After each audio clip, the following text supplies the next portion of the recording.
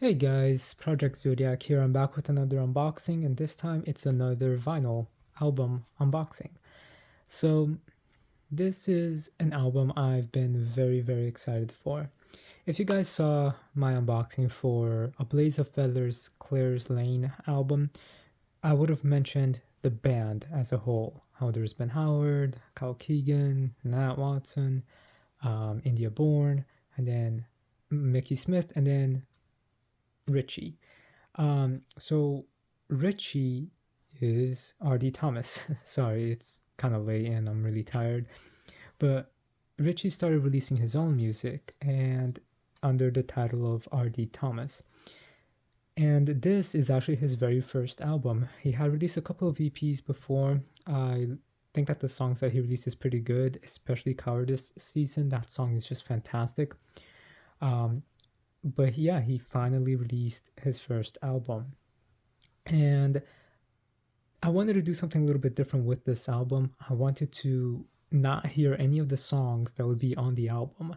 Any of the songs he released before, none of those are in the album as far as I'm aware. I wanted to listen to the songs when the album was officially released. And yeah, I mean, the fact that this is out and it didn't take too long for it to come out after it was announced. In fact, this was supposed to arrive January, at the most by January 19th, but it came December 13th. So right now it's the 14th of December. So I've been waiting to unbox this and I wanted to listen to this in its entirety with the songs for the first time, kind of like how people used to do forever ago when they would listen to like a single on the radio, but they wouldn't know what the other albums, sorry, the other songs on the album would have sounded like, or how the album as a whole was going to sound like, until they actually bought the album and then played it themselves at home. So I kind of wanted this to be something like that. So I've been really excited for this for that particular reason. So again, haven't heard any of the songs. I really wanted to support Richie, so I already bought it. And from the music he's released already, I'm sure I'm really gonna like this, like from his EPs as well. In general, the band is fantastic, and we'll talk about the band in a little bit. But let's just get started with this. So this, like I said, just arrived, so I'm very excited for it. I feel like the name of the album is pretty interesting. What is this? Sorry, I was gonna say what. Yeah, well, I really cannot talk right now. The name of the album is What Circus Is This? And Richie was basically explaining that it's due to like things about life and how it can be a little confusing and messy and beautiful, and it's like a circus in a way. So I really do like the name of the album. It's a very unique name, and honestly, the circus kind of carnival vibe kind of fits some of the band as a whole's some of their songs. So it's kind of fitting as well for the band as a whole. Now, in my unboxing for Claire's Lane, I mentioned that it's basically just one big band with those members that I mentioned, and Ben Howard's the main one, the more popular one, except that he doesn't really like to be in the spotlight too much, so he kind of helps his friends, who are the people in his band, to do their own creativity. And the whole band is very focused on A Blaze of Feather, which is Mickey's version of the band, where Mickey is the lead singer and Ben is a background singer and background guitarist. Some of them help with India on her Tender Central album, which honestly, at this particular moment, it's really the only one that we don't have. She released the album digitally, and there was talks about a vinyl, but sadly the vinyl never came. And I just love that album. But hopefully we can get that album soon. But yeah, so the band is always present for Blaze of Feather. Some of them help out with Tender Central, and everybody's also present with Ben Howard. Now, I don't know how present they all are with R.D. Thomas, because again, Richie, for his like stage name, he's going by R.D. Thomas. I do know that Mickey is involved, but we'll probably find that out in a minute. So we've got just a bunch of pictures of Richie over here. Honestly, the album cover is pretty interesting. I mean, I really do like all of this. I just don't know how I feel about the pictures, but it's not bad. I'm not complaining. It's pretty cool. So here we have the song titles. Okay. Background. I really do like this picture. That's pretty cool. That's a really cool picture. So yeah, headlines. Not bad. So yeah, we got a total of 11 songs here. It's a gatefold, and then we've got lyrics on the inside. So yeah, I mean, some of these lyrics are really dark, and I know only one of these lyrics, and I'll explain why in a minute, but here's the credits. So all songs performed and produced by R.D. Thomas, but then we have it's being produced by Mickey Smith as well.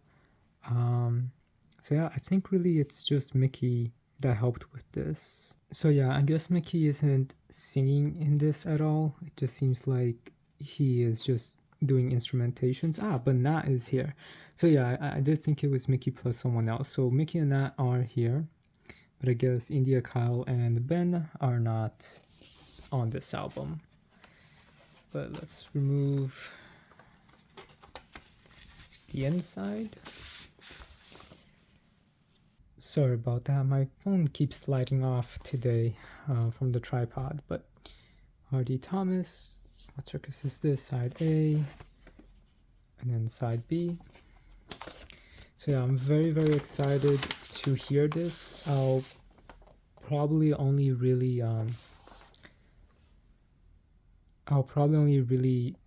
upload this video after I've listened to the album, and then I'll just say what I think about it in the album, in the video description. But one thing that's really cool about this particular album is that since I pre-ordered and I was pretty quick with pre-order, I actually was able to get a signed thing from Richie. So that's pretty cool. I now have signatures from Mickey and signatures from Richie. But this thing is also pretty cool what Richie gave. This is a printed out lyric sheet, and so he basically, there was a lot of promotional stuff where he's like on a typewriter, and then I guess he wrote out one of the lyrics for a song here, and then he signed it at the bottom. So I think that that's really cool and really sweet that I was able to get this. I think it was only limited to 50 or 100 copies that would be getting the signature, so I'm pretty happy with that, and that would be getting this in the first place. But this song, so this is how I know some of these lyrics are pretty depressing, as well with like listening to some of his other EPs. This is dark and it's really depressing and pretty sad, but he did say that the album is that kind of melancholiness to it. So I'm so excited to hear all these songs. But yeah, like his lyrics are also really poetic. Again, the band as a whole, they're so talented. They're one of the best musicians I've seen. But just to keep this, safe, I'm gonna be leaving it in here. This can fit. So yeah, I'm just very grateful that we finally have Richie's album. Now we just need India's album on vinyl, and then I will have basically everything. Now I'm going to make this video a little bit longer because of a specific reason. I had mentioned in my A Blaze of Feather unboxing for Claire's Lane that I had also ordered the 10th anniversary of Ben Howard's Burr Island EP, and that I was going to do an unboxing video for that when that arrived. Actually the day that Claire's Lane arrived, one copy of my Burr Island EP 10th anniversary did come, and I already had opened that. And I was only going to show that when I was going to open the next one. Sadly, I did not know that the next one that was going to come was not going to be shrink wrapped. So there's no real way to do an actual unboxing for it or unwrapping for it. But I still wanted to show that out because I said that I would, and I just really want to. So let me just grab those and I'll be right back. So here we have it, guys. The 10th anniversary for the Burr Island EP. This is an EP that is extremely hard to find. It was limited to only 1,000 copies originally when it released 10 years ago on vinyl. And the prices for this is crazy. I've seen it go up to $800 for it. It's an EP with 4 songs and it is very limited. But he decided to reprint it for the 10th anniversary. So here's the songs. Esmeralda, fantastic song. What's in the Water, To Be Alone. Now, To Be Alone is a very special song for me because it's a song I can relate to a lot. But it's also the second song from band that I've ever heard, the first song being Promise.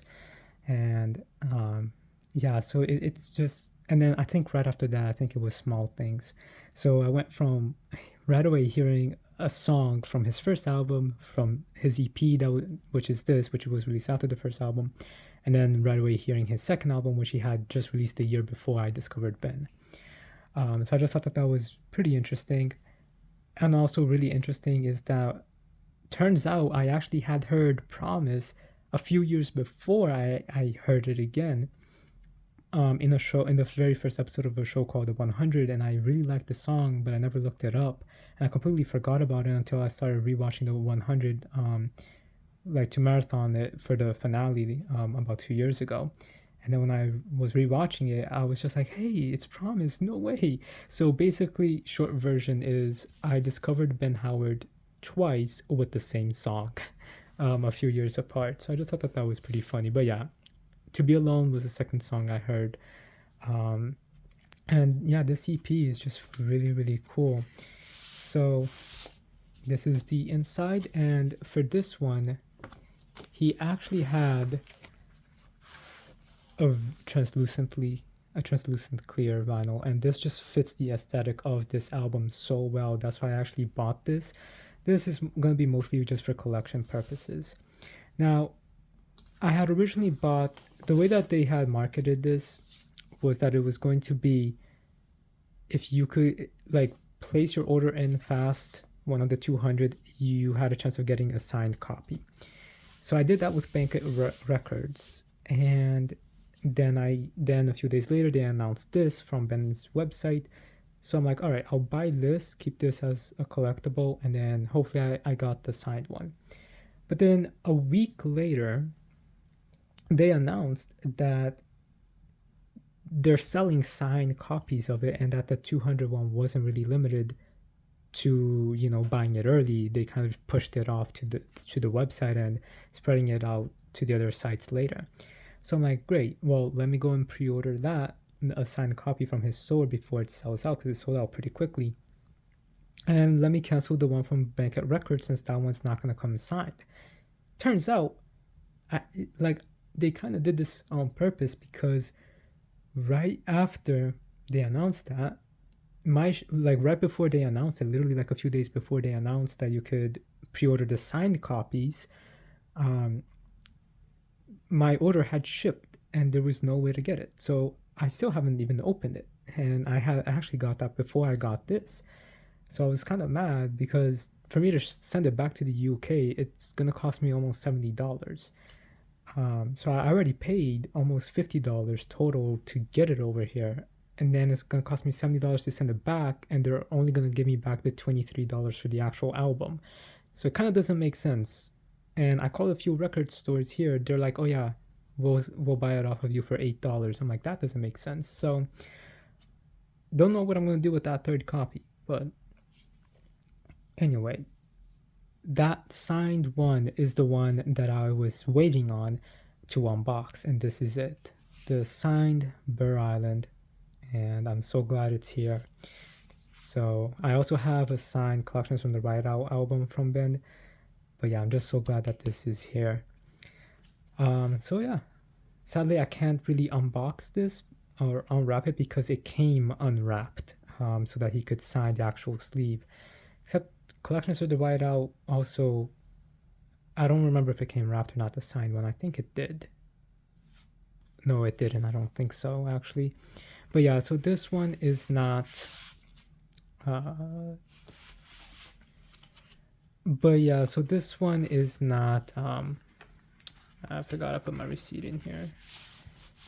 This one is sadly not a translucent one. So what I'm going to do is I'm gonna basically put this here so I could listen to it, and then put the translucent one in the signed one just for collection.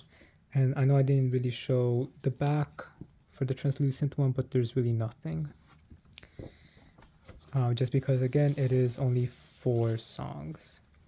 And this was the original insert. Now, I actually do have, so real quick, these are limited to only 5,000. So, and we have that right up here.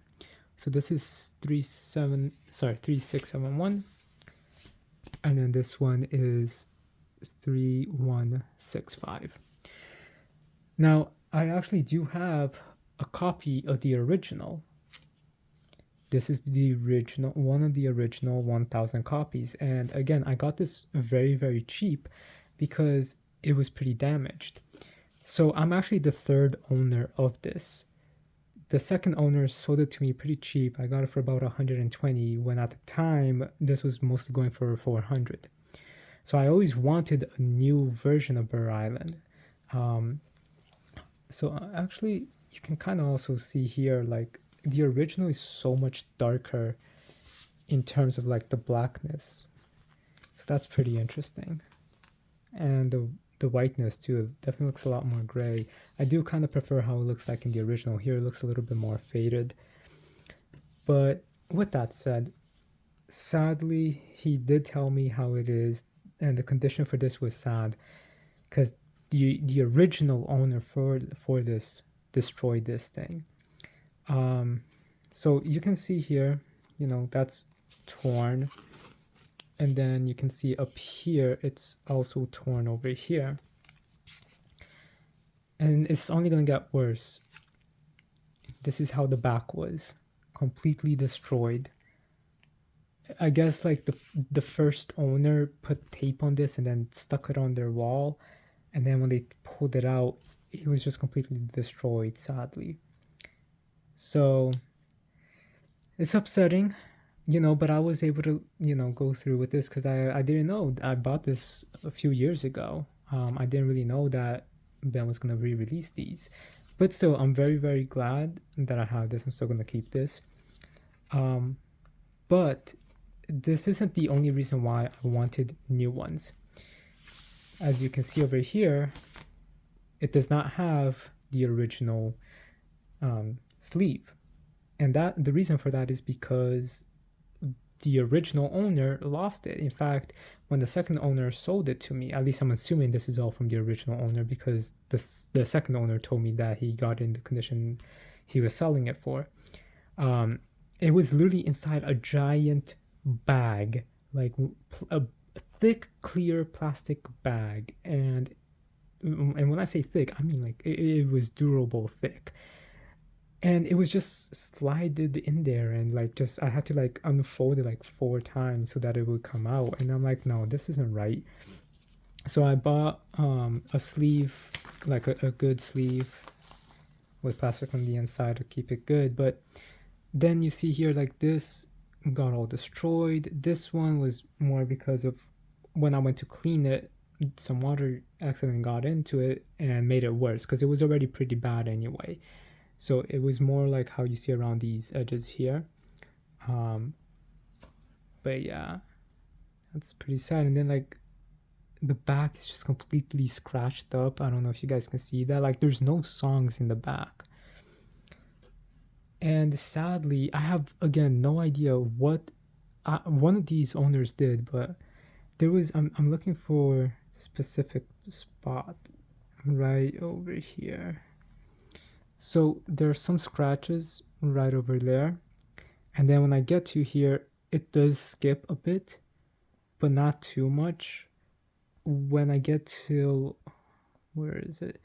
There's a specific spot on the first 2 songs where it is pretty scratched up, and it just skips a lot in those first 2 songs. Okay, so I'm not really seeing that right now, but actually, hold on. Okay, there is another scratch right over here. And yeah, can't really find it right now. But point is, there is a long scratch somewhere here at the start where it skips every time. And the reason for that is because one of these two owners literally put glue on this. And I don't know why they put glue on the record itself. So it's literally like a line of just glue and like a scratch, and then like the scratch that I was able to find and show you guys. So for the longest time, it would just like be skipping over it really badly, and then I took it to a record shop, and they were able to like clean it up a bit because they're like, yeah, this is glue, because it was like literally in the grooves as well. So they had to try to clear that up. No idea what happened there. So one of those owners or both of those owners really did not take care of this at all. And again, it plays okay right now, but it still does skip. So I did always want an actual replacement that I could listen to pretty decently. So thankfully, and I thank God, we finally got those. And yeah, that's what and like, see, look, like I really do not know what these owners did to it. It's just so sad. So yeah, I'm gonna just mostly be keeping this for collection. I'll be playing the black one over there, and I just wanted to share this with you guys.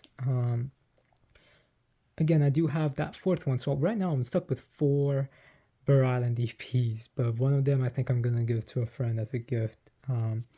So with all that said, guys, bringing this all back here, I hope you guys enjoyed this unboxing. Definitely listen to Ben Howard, Tender Central, Ablaze Feller, and R.D. Thomas. They make fantastic music, and honestly, all of them are some of my favorite musicians. They're all so talented in so many ways. I love this band as a whole, and they're just so fantastic, both in a band musical standpoint and also as from my understanding as people as well, because they're always trying to help each other and, you know, do good for the environment as well. And yeah, they're just really, really fantastic in general. So hope you guys enjoyed this unboxing. Sorry it's a little bit long. I did want to talk about the Burr Island EP as well, because it is very special to me, and I said that I would anyway. So with all that said, guys, rate, comment, subscribe, and I'll talk to you guys later. And again, don't forget to check the description for my unboxing of Claire's Lane, which is A Blaze of Feathers' third album that just released this year, and for my thoughts on this album as a whole. So rate, comment, subscribe, and I'll talk to you guys later.